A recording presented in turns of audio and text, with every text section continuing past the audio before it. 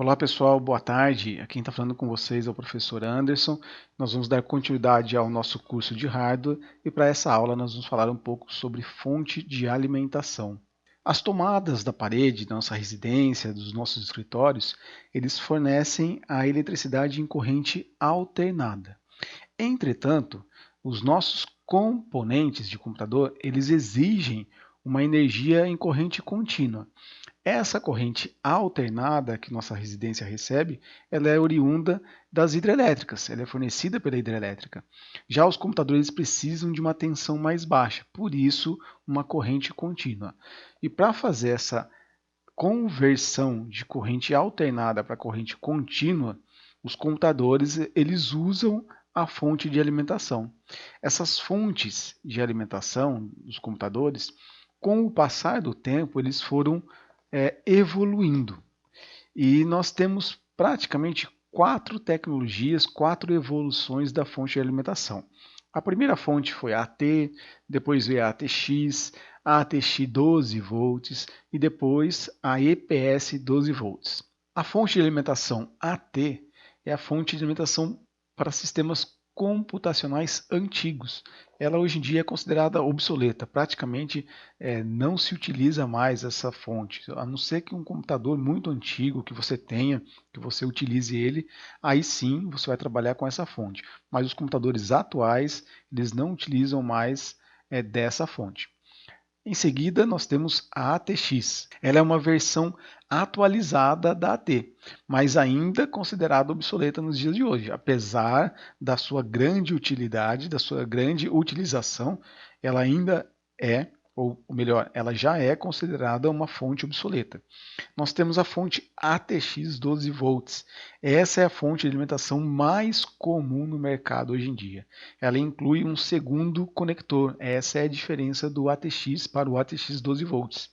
Ela inclui esse segundo conector para a placa-mãe para fornecer energia dedicada exclusivamente à CPU, ou seja, ao processador, a unidade central de processamento. Existem várias versões de ATX 12 volts disponíveis aí no mercado. Tá? E por último, nós temos a fonte EPS 12 volts. Esta foi originalmente projetada para servidores de rede, mas é comumente usada em modelos desktops mais avançados, mais robustos. Então nós temos duas fontes muito utilizadas hoje em dia, a ATX 12 volts e também a EPS 12 volts. E uma fonte de energia, uma fonte de alimentação, ela inclui vários conectores diferentes, conforme eu trago para vocês nessa imagem. E esses conectores, eles são utilizados para alimentar vários componentes internos, como por exemplo a placa-mãe, o HD, um cooler e assim por diante. Os conectores eles são chanfrados, o que significa que eles são projetados, né, para serem inseridos apenas em uma orientação, ou seja, não adianta ir lá e forçar a conexão, forçar inserir aquele conector que não vai dar certo. Se você tentou conectar e não funcionou, olha o pino, olha o conector e verifica se ele está na posição correta. Ele não vai entrar em posição invertida. Tá joia? É igual aquelas brincadeiras que a gente fazia, né, ou que a gente faz com as crianças, né? Tem lá um jogo onde tem um triângulo, um círculo e um quadrado, e a criança tem que colocar, né, correspondente, o objeto correspondente em cada um desses pontos. Se ele tentar colocar um círculo no triângulo, não vai entrar, é diferente o formato. Assim são os nossos conectores, ele tem formato único. Se você tentou conectar e não deu certo, verifica se é aquele conector, primeiramente, se é aquele conector referente àquele dispositivo, aquele componente que você está querendo fornecer energia. E segundo, se a posição desse conector ela está correta. Tá joia? E nessa tabela eu trago para vocês os conectores de alimentação mais comuns. Então nós temos conector de 20 e 24 pinos, hoje em dia mais 24 pinos. Ele serve para você conectar a placa-mãe. Os conectores de 24 pinos, eles apresentam duas fileiras de 12 pinos cada uma.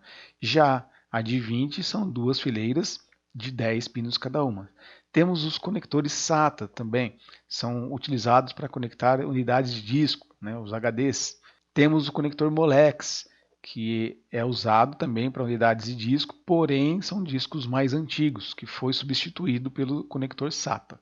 Temos o conector Berg, que é usado para fazer a conexão de unidades de disquete, né? Muita gente nem trabalhou, hoje em dia algumas garotadas aí nem chegaram a trabalhar com disquete, mas era, né, um componente bastante utilizado há alguns anos atrás, há muitos anos atrás, né?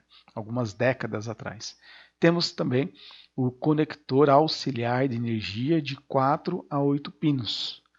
Tem duas fileiras de 2 pinos, de 2 a 4 pinos, e ele fornece energia a diferentes áreas da placa-mãe. Já o conector, né, por último ali, eu trouxe também para vocês, o conector de energia PCIe de 6/8 pinos. Esse conector ele tem duas fileiras de 3 a 4 pinos e ele fornece energia a todos os componentes internos que nós temos. E cada conector, né, ele fornece tensões diferentes. E as tensões mais comuns fornecidas são a de 3,3 volts, 5 volts e 12 volts. As tensões de 3,3 volts, que são os fios laranjas, e os de 5 volts, que são o vermelho e o branco, eles são geralmente usados para circuitos digitais. Enquanto que a tensão de 12 volts, que são os fios amarelos e os azuis, ele é usado para acionar motores em unidades de discos e também ventiladores, como por exemplo o HD, o cooler. Então eles são utilizados as tensões de 12 volts.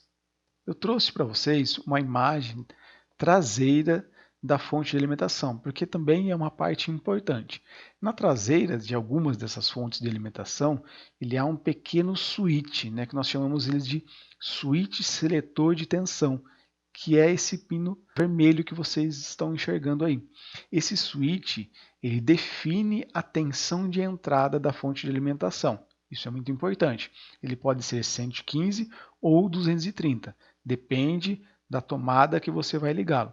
Uma fonte de alimentação com esse switch, com esse pino que vocês estão enxergando, ele é chamado de fonte de alimentação bivolt. Uma dica que eu vou deixar para vocês é, sempre que vocês comprarem uma fonte de alimentação, ela vai vir, né, chaveada no 230. Isso é como uma medida de segurança. Imagina você que ela vem chaveada com 115 e você liga ela numa tensão 230. O que vai acontecer? Vai queimar o seu equipamento, vai queimar a sua fonte de alimentação. Então ela vem no 220. Então cuidado que vocês têm que ter é observar sempre que vocês comprarem uma fonte ou que vocês forem trocar o seu equipamento de tomada, é observar qual é a posição que ela está. Então sempre que vocês comprarem uma nova, observa se a sua tomada for 115, ela vai vir com 220. Se você ligar dessa forma, você não vai ter energia suficiente para o seu equipamento.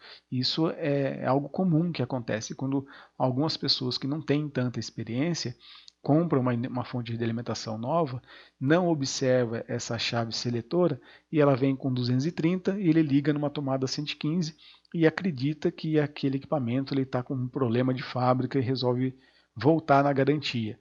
Então observe, toma cuidado, esse pino ele sempre vem com segurança, ele vem marcado para 230.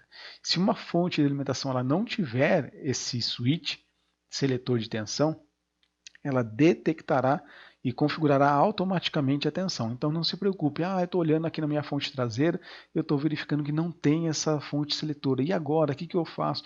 Fica tranquilo, porque ele vai fazer isso de forma automática. Ele recebe as duas alimentações, ou seja, ele é bivolt, ele vai receber 115 e vai receber os 230. E para finalizar, eu trouxe uma imagem interna, onde eu quero que vocês tomem muito cuidado. Qual é o cuidado que eu quero que vocês tomem? Não abra uma fonte de alimentação se vocês não têm conhecimento de eletricidade. Os capacitores eletrônicos, que eu mostro aí para vocês circulados em vermelhos, eles são localizados nas fontes de alimentação. E eles podem armazenar carga por períodos prolongados de tempo. Ou seja, não é porque você desligou da tomada que esses capacitores eles estão sem energia. Então isso também é um erro muito comum. A pessoa vai lá, tira o cabo da tomada, vai desmontar a fonte de alimentação para fazer uma manutenção, uma limpeza ou algo assim, e rela nesses componentes. O que acontece? Ela toma um choque. Então, muito cuidado, não abram a fonte de alimentação se vocês não tiverem conhecimento de eletricidade, e se vocês tiverem esse conhecimento, muita atenção aos cuidados que devem ser tomados, tá certo? Então eu falei para vocês um pouquinho sobre a fonte de alimentação, trouxe aqui para vocês as principais características dessa fonte e eu espero que vocês tenham gostado. Se vocês tiverem alguma dúvida, podem postar no comentário aqui embaixo que eu vou responder a todos vocês. E na próxima aula eu vou falar um pouco mais, vou abordar sobre os HDs, tá certo? Espero que vocês tenham gostado. Até a próxima aula. Tchau!